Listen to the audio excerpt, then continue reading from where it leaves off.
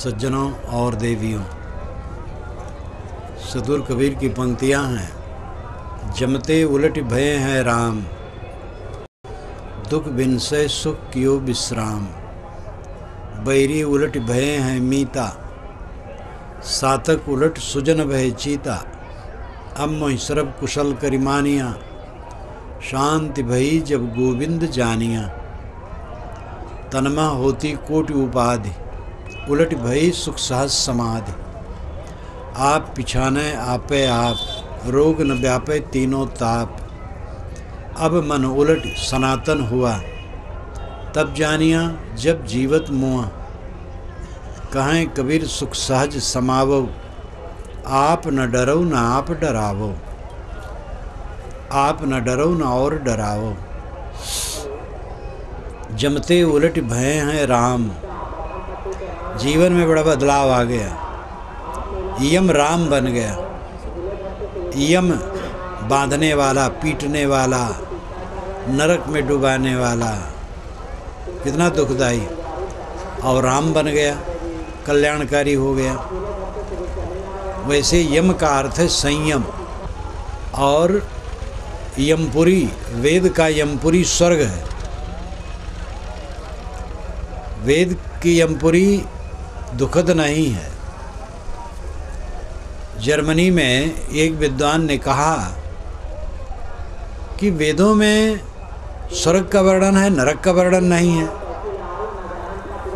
तो वहीं का विद्वान शोपेनहावर ने कहा कि नरक तो दुनिया अपने आप है, इसके वर्णन की क्या जरूरत है। दुनिया नरक है, इसलिए स्वर्ग का वर्णन किया। शोपेनहावर उपनिषदों का पक्षधर था, यहाँ के ज्ञान का मर्मी था। वेद का यम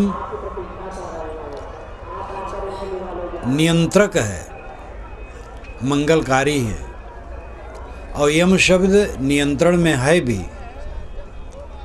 पुराणों में यम मृत्यु का देवता है। विवेकवानों के ख्याल से वासना यम है, जो बांधे, पीटे, मारे, संताप दे, वो वासना है, वो यम है।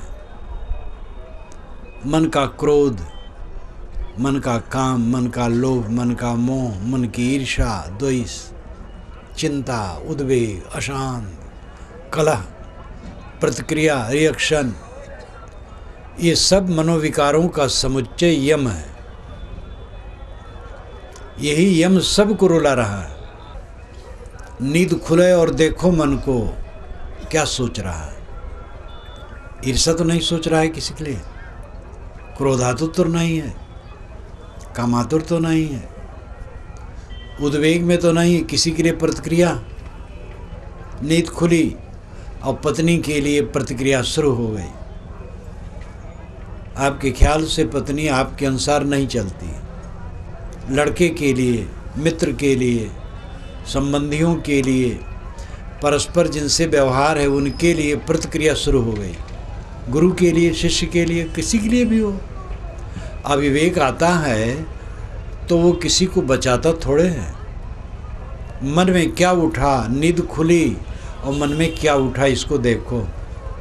कहाँ आदमी देखता है, अपने मन को नहीं देखता, बहता है, नरक भोगता, हरदम नरक भोगता है। नींद खुली, ईर्ष्या शुरू हुई, काम वासना शुरू हुई, क्रोध, उद्वेग, प्रतिक्रिया, रिएक्शन से तो मनुष्य का चित्त भरा रहता है। प्रतिक्रिया, प्रतिक्रिया, प्रतिक्रिया। ये यम वासना जम है, मनोविकार यम है। साहब कहते हैं यम राम बन गया। महिला मन निर्मल हो गया। मन विषयों में रमता था, इसलिए यम हो गया था। अब मन राम में रमता है तो राम हो गया। विषय का अर्थ है पदार्थ। पदार्थों में जितना प्रेम करोगे गलत काम करोगे।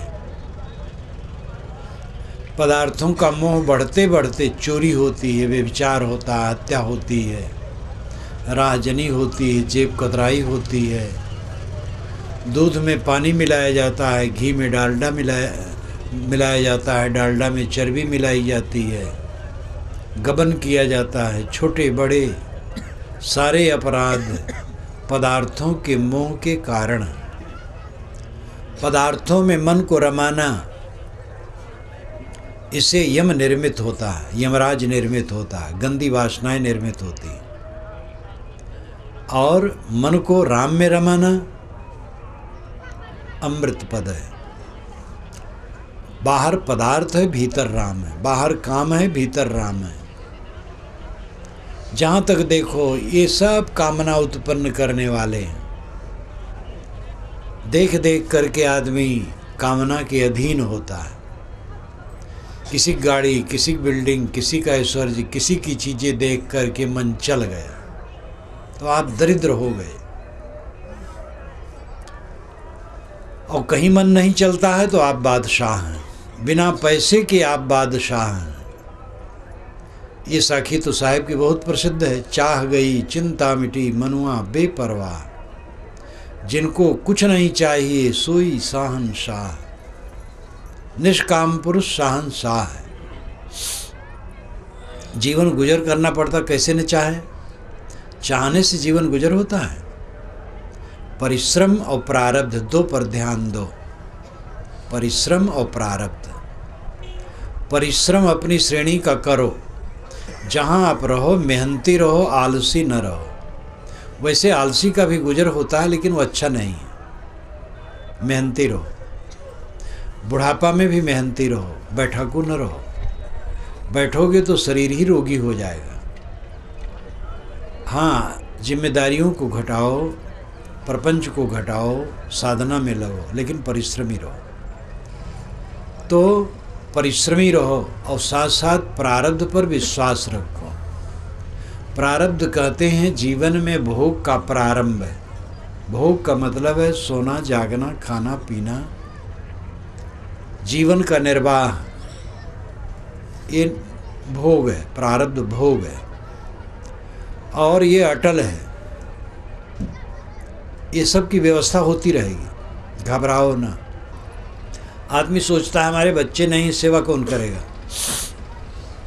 बच्चे वालों की कितनी आरती उतारी जा रही है। जिनके बच्चे नहीं हैं उनका भी गुजर हो जाता है और उनकी भी व्यवस्था हो जाती है। मन को एकदम ललकार दो, ऐ मन हमें कुछ नहीं चाहिए, जो है बहुत है, तो मन ठीक रहेगा। कल एक सज्जन से मैंने पूछा, इधर से गया तो उनसे मिला, वो अब चल फिर नहीं पाते हैं, मुझसे थोड़ी उम्र के ज़्यादा भी हैं। मिला, मैंने कहा अच्छा आप फिर से अगर जन्म में आना चाहें तो क्या होना चाहेंगे। तो हंसे, कहे आप तो ऐसा पूछते हैं कि अगर 10 लाख रुपए आपको मिले तो आप क्या करेंगे। विचारक हैं। कहे मैं और कुछ नहीं बनना चाहता हूँ, जो हूँ काफ़ी है, अगर फिर से आऊँ तो जैसे रहा वैसे बहुत बढ़िया है। अभी विचार की बात है, अच्छी बात है। उन्होंने नहीं कहा कि सेठ बनना चाहता हूँ या नेता बनना चाहता हूँ, कि जो है वो बहुत है। ललकार दो मन को, ऐ मन हमें कुछ नहीं चाहिए, फिर आप बादशाह हो। चाहने से कुछ मिलता है। जितने बूढ़े यहाँ बैठे हैं वो चाहें कि 20 वर्ष के जवान हो जाए तो होंगे, और मन में सोच रहे हैं हम 20 वर्ष के जवान हैं, पागलपन है। और यही यमराज का राज्य है। अनुपस्थित को उपस्थित करना पागलपन है। और मन क्या करता है? अनुपस्थित को उपस्थित करना, जो नहीं है उसको उपस्थित करना। मन को छांटो, देखो, रात दिन मन को देखो। केवल मन को देखने वाला, सुधारने वाला परम पद को पाता है। यम राम बन गया, मैला मन निर्मल हो गया। मैला मन यम है, निर्मल मन राम है, क्योंकि वो राम में रम गया, आत्मा में रम गया। भीतर राम, बाहर काम। काम यानी वासना, बाहर वासना है, भीतर राम है। अपने आप को पहचानो, आप राम रूप हो, परम पवित्र हो, निर्मल हो। रमन्ते योगिनो यस्मिन् नितरामः, योगी जन जिसमें रमण करते हो राम है। यमते उलट भये हैं राम। अभी तक मन काम सोचता था, क्रोध सोचता था, लोभ सोचता था, मोह सोचता था, ईर्षा द्वेष सोचता था, प्रतिक्रिया में पड़ा रहता था, हरदम चित्त दूसरे की बुराई में लगा रहता था। अब ये सब नहीं रहता है, प्रशांत आनंद आत्म विचार में रहता है, शांत रहता है। ये जीवन की ऊंचाई है। तो दुख बिन से सुख की हो विश्राम, दुख नष्ट हो गया और सुख में विश्राम हो गया। मन का विकार मिटा और केवल सुख है। उद्वेग दुख है, उद्वेग शून्यता सुख है। मन के विकारों के मिटने से उद्वेग शून्यता होती है। यमते उलट भये हैं राम, दुख बिन से सुख की हो विश्राम। वैरी उलट भये हैं मीता, वैरी उलट करके मित्र बन गए। अंदर के बैरी ये इंद्रिय मन, ये हमारे मित्र हो गए, कल्याण में सहायक हो गए। बाहर के भी बैरी मित्र हो गए। जब हमारा कला शांत हो गया तो बाहर भी लोग शांत हो जाते हैं। आपको कोई गाली दे, आप गाली न दें, देखो उसको शांत हो जाना पड़ेगा। साहस तो करें, वीर तो बने। हम वीर नहीं बनते, कायर बनते। गाली देने वाला कायर है, सह लेने वाला वीर है। भड़बड़ाने वाला कायर है, शांत रहने वाला वीर है। सिर झुका लेने वाला वीर है। वीर बनो। तो वैरी उलट भये हैं मीता, साजन सातक उलट सुजन भय चीता। फिर तो सातक भी सज्जन हो जाते हैं, दुर्जन भी सज्जन हो जाते हैं। आप भला तो जग भला, सातक उलट सुजन भय मीता। अब मैं सर्व कुशल कर मानिया, अब मैं सब कुशल समझता हूँ। सब कुशल है, सब मंगल है। कुशल शब्द आने से कुछ इतिहास का ख्याल आता है। कुशल का अर्थ है कुश लाने वाला। काशी से कौशाम्बी तक कुश घास बहुत थी। बीच में हम लोग बैठे हैं। यहाँ से 60-65 किलोमीटर पश्चिम कौशाम्बी है और पूरब काशी है। काशी से कौशाम्बी तक कुश घास बहुत थी, एक वेद के विद्वान ने लिखा, उसका अनुमान है। वैसे कुश घास और जगह भी है। वैदिक कर्मकांड में कुछ घास की आवश्यकता होती है और कुछ घास की ऐसी होती है जो जड़ से उखाड़ी जाए। कुछ पैंती जो बनती है जड़ से उखाड़ करके छल्लानुमा बना करके उंगली में पहना जाता है, हाथ में लिया जाता है, तर पे आम मार जाए आम उलझा जाता है। और कुछ घास की चटाई पर बैठ के पूजा की जाती है। कुश लाने वाले को कुशल कहा गया। लेकिन कुश लाने में कुश के पत्ती जो हैं वो धारदार होते हैं, हाथ न कटे और कुश लावे उखाड़ के तो कुशल प्रवीण। कुश लाने वाला फिर प्रवीण अर्थ में आया कि कुशल का अर्थ है प्रवीण। मांगलिक कार्य में बुलाया जाता है, इसलिए कुशल का अर्थ मंगल भी हुआ। कुश लाने वाला, प्रवीण और मंगल, ये तीन अर्थ कुशल का होता है। यहाँ मंगल का अर्थ है। अब मैं सर्व कुशल कर मानिया, अब सब मैं सब मंगल मानता हूँ। कोई मर गया मंगल है, जन्म लिया मंगल है, सब मंगल है। मर गया तो छाती कूट के रो तो जिएगा। अब कौन नहीं मरता, सबको मरना है। जो मर गया उसका अंत्येष्टि संस्कार करो। जो जीते हैं उनके लिए साहस रखो, सेवा करो। रो रो के जीवन खराब न करो। प्रकृति का सहयोग करो। प्रकृति निर्मित वस्तुओं को अपने में मिलाती है, पहले अपने में से पैदा करती फिर लौटा लेती है। ये प्रकृति का स्वभाव है। प्रकृति का सहयोग करो। न सहयोग करोगे तो होगा ही, प्रकृति में तो लौटेगी ही, आप दुखी होगे। जो होता है होने दो, आपके बस में भी तो नहीं है। बाल पकते हैं, क्या काला बना सकते हो? दवाई लगा करके काला बनाना तो कोई मतलब नहीं है। काला बन गया और थोड़े दिन नहीं लगाए तो नीचे उजले उजले निकल रहा है, न इधर का न उधर का, और रोज रोज भी काला बनाते रहो तो क्या मतलब है। परिवर्तन संसार का स्वभाव है। अम्म सरब कुशल कर मानिया, शांति भई जब गोविंद जानिया। जब गोविंद को जाना तब शांति मिल गई। गोविंद गोपालक श्री कृष्ण भगवान। कबीर साहब व्यक्ति विशेष की उपासना नहीं करते, उनका गोविंद अंतरात्मा है। कबीर साहब ने गोविंद कहा, रघुराई कहा और सारंग पाणी कहा, विष्णु कहा, लेकिन ये सब का अर्थ उनका अंतरात्मा है और वही सार्वभौमिक है। श्री कृष्ण को, श्री राम को मानने वाले नहीं मानते। आप जाकर के अयोध्या में देख लो, सीताराम सीताराम चारों तरफ, राधे श्याम कहीं नहीं है। और मथुरा वृंदावन में राधे श्याम है, यहाँ तक राधे राधे हो जाता है, श्याम भी छूट जाता है। लेकिन दक्षिण भारत में जाओ तो शिव हैं। जब मैं दक्षिण भारत में गया तो दुभाषी ने कहा, महाराज आप यहाँ राम कृष्ण और विष्णु की महिमा है, हमारे यहाँ महादेव की फैमिली की महिमा है। हम के भाई हम सबको मानते हैं, महादेव भी हमारे हैं, रामकृष्ण भी हमारे, विष्णु भी हमारे हैं। तो हंसने लगा। तो व्यक्ति विशेष की उपासना विशेष समाज करता है, लेकिन अंतरात्मा सबके लिए उपासनीय है। जिसको साहब गोविंद कहते हैं वो अंतरात्मा है, उसका आदर मुसलमान भी करेगा और ईसाई भी करेगा और सब करेंगे। अंतरात्मा ये गोविंद है। शांति भई जब गोविंद जानिया, तन्मा होती कोट उपाधि, उलट भई सुख सहज समाधि। साधक कहता इस शरीर में करोड़ों उपाधियाँ हुई होती, गुरु न मिले होते करोड़ों उपाधियाँ हुई होती। बीड़ी पीता, सिगरेट पीता, शराब पीता, गुटखा खाता, पान खाता, और भी ये तो छोटा छोटा है, बहुत बहुत को कर्म करता, करोड़ों उपाधियाँ हुई होती।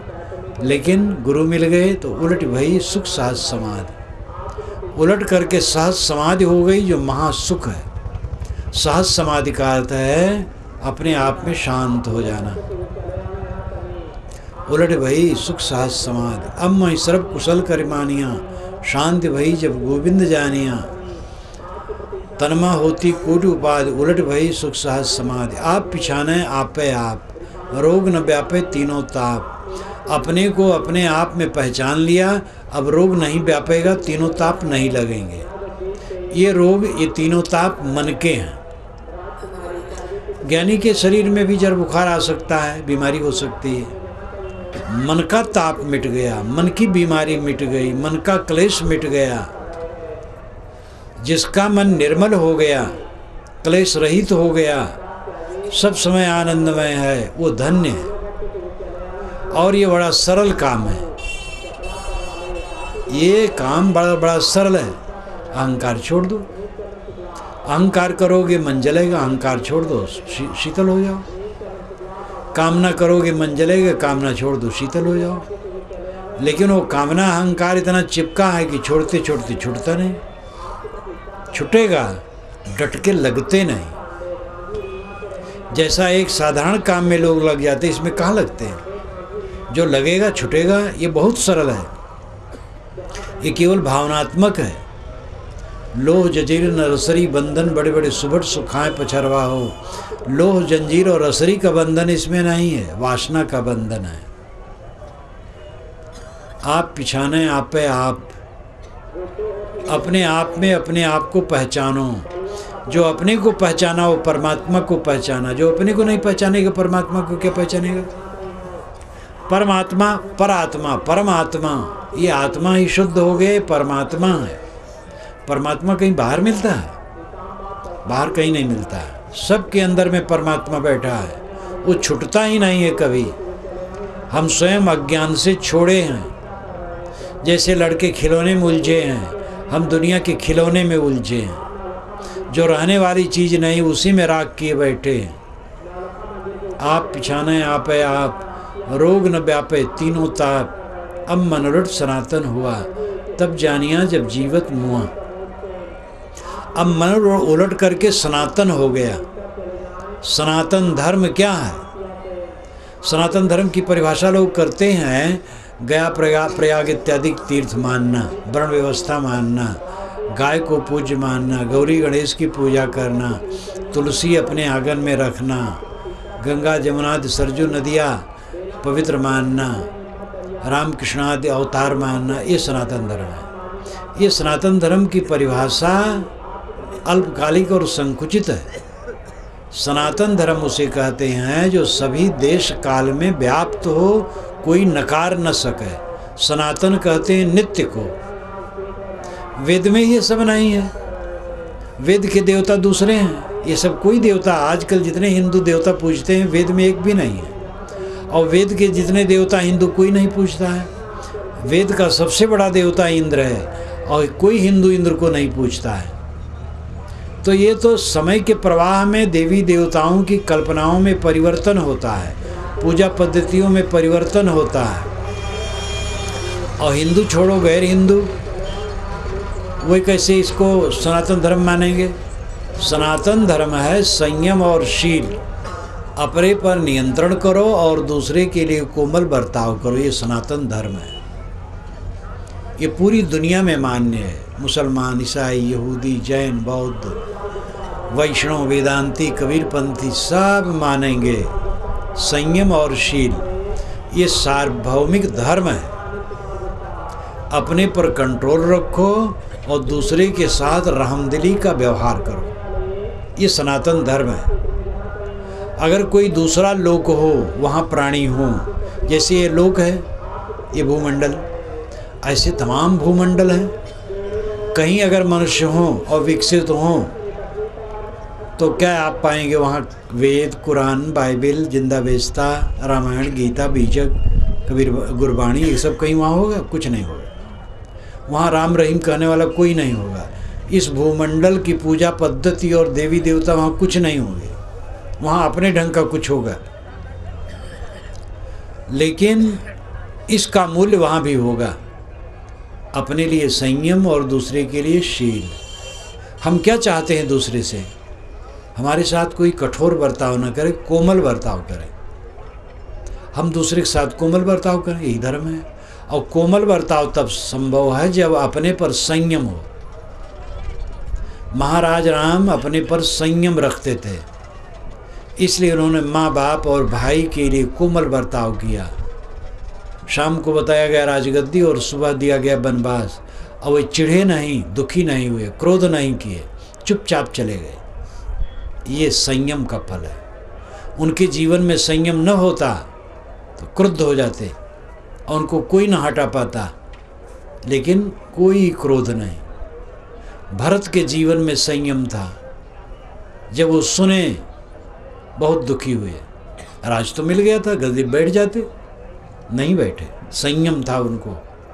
चित्रकूट में गए, कहे भगवान ये तो आपका राज्य, मेरा नहीं।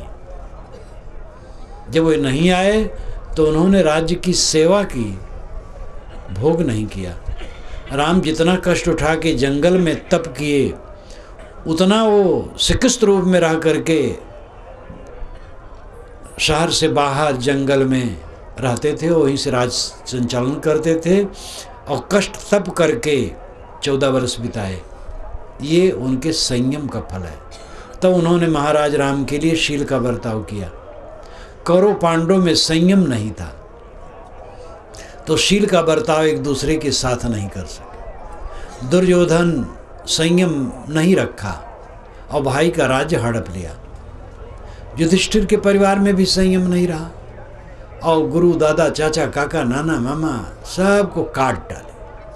18 दिन के युद्ध के बाद जो रोना शुरू हुआ, महाभारत आप पढ़ो, युधिष्ठिर रोते हैं, पीड़ित होते हैं, क्योंकि गुस्सा तो उतर जाता है मार काट कर लेने के बाद, लेकिन उसका पश्चाताप जीव को जलाता है।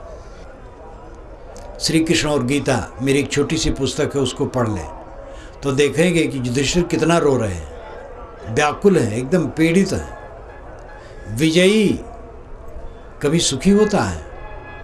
वो जो हत्या किए रहता है उसके चित्त को जलाता है।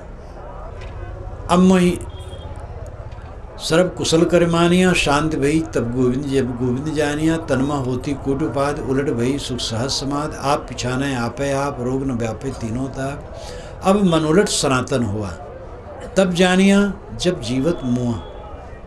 जीवन को तब जाना जब जीते जीते मर गया। ये बड़ा भयंकर शब्द है, मरना कोई नहीं चाहता। अपने को मारे बिना अमर नहीं होगे, समझ लो। अपने आप को मिटाए बिना अपने आप को पा नहीं सकते हो। तो विरोधाभास इसमें लगता है, लेकिन विरोध नहीं है।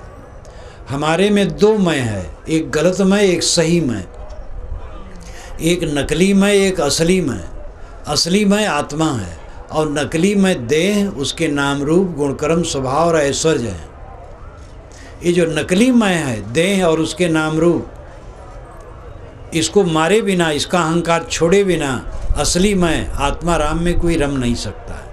दाना खेत में पड़ता है, मिट्टी में बीज अपने को सड़ा देता है, तब अंकुर निकलता है और तब उसमें फूल फल आते हैं। बीज अपने को न सड़ाए तो कुछ नहीं होगा, सड़ा करके अंकुरित होता है। अपने अहंकार को मार करके वो शीतलता मिलेगी। तब जानिया जब जीवत मुआ, जीते जीते मर गया, तब जीवन को जाना ये जीवन है। अहंकार में जागता रहा तो जलता रहा, अहंकार मर गया, अब शीतल हो गया। हमें अपने अहंकार को मारना चाहिए, अपनी कामनाओं को मारना चाहिए। यही भयंकर सांप है। काला सर्प शरीर में खाइन सब जग झारी, बिरले तेजन बाचे राम ही भजे बिचारी। साहब कहते सबके शरीर में काला सांप है और सबको खा रहा है। वे बिरले हैं जो राम भजन करते हैं और ये काला सांप को मार देते हैं। ये काला सांप अहंकार कामना है। तब जानिया जब जीवत मुआ, कहें कबीर सुख साहस समाओ, आप न डरो न आप डराओ, आप न डरो न और डराओ। कहें कबीर सुख सहज समाओ, आप न डरो न और डराओ। सहज सुख में रहो, न दूसरे को डराओ न खुद डरो। जो सहज सुख में रहता हो, न डरेगा न डराएगा। जो आत्म विश्राम में है, आत्म तृप्ति में है, कोई कामना ही नहीं, तो डर क्या है। और दूसरे को डराए क्या, कुछ पाने की इच्छा ही नहीं है। न डरो न डराओ, सहज सुख में रहो। गोस्वामी जी ने भी कहा, तब शिव सहज स्वरूप समारा, लाग समाधि अखंड आपारा। जीव पाओ निज सहज स्वरूपा। ये सहज जो दशा है, सहज दशा क्या है? शुद्ध चैतन्य की दशा। आप सहज स्वरूप चैतन्य हैं। जागृत अवस्था में आप चैतन्य हैं, जानते हैं सब। स्वप्न में भी आप प्रपंच के आभास को जानते हैं। गाढ़ी नींद में आप सबके अभाव को जानते हैं। तीनों अवस्थाओं में जो ज्ञाता बोधा साक्षी चैतन्य है, बोध स्वरूप, वो सहज आपका स्वरूप है। अपने आत्मा में विश्राम पाना, सहज दशा में रहना है। अपने आत्मा में विश्राम लो और न डरो न डराओ और परमानंद की प्राप्ति करो। सब कूड़ा कचड़ा है। ये संसार सकल है मैला, राम गहे ते सूचा। कहें कबीर राम नहीं छाड़ो, गिरत पद चढ़े ऊंचा। सारा संसार मैला, कूड़ा कचड़ा है। जितने नर नारी हाड़ चाम के ढांचे हैं, टट्टी पेशाब की पोटली हैं, जितने रत्न हैं पत्थर हैं, जितने वन हैं काष्ठमय हैं, सारा संसार हल्ला गुल्ला कीचड़ पानी है। और है क्या? रतन, राम रतन जो अदृश्य है, सबका साक्षी है, दृष्टा है, उसकी तरफ लौटो। प्रवचन में आपको बोध नहीं हो जाएगा, प्रवचन में आपको एक उद्रेक होगा, उत्साह होगा। इसको लेकर के ऐसे संतों, गुरुजनों, भक्तों से मिल के सत्संग करना चाहिए, ऐसे ग्रंथ पढ़ना चाहिए, ऐसा चिंतन करना चाहिए, तब वो स्थिति आएगी। और इस पर ध्यान दें। ये जीवन मिला है, आजकल में खो जाएगा। ये मिट्टी की पोटली, कबीर धूल सकेल के पुरजो बाधी, ये 4 दिवस का पेखना अंत खे की खे। ये धूल की पोटली बांध के हम लोग घूम रहे हैं, कहीं ठोकर लगा भार आके गिर जाएगा।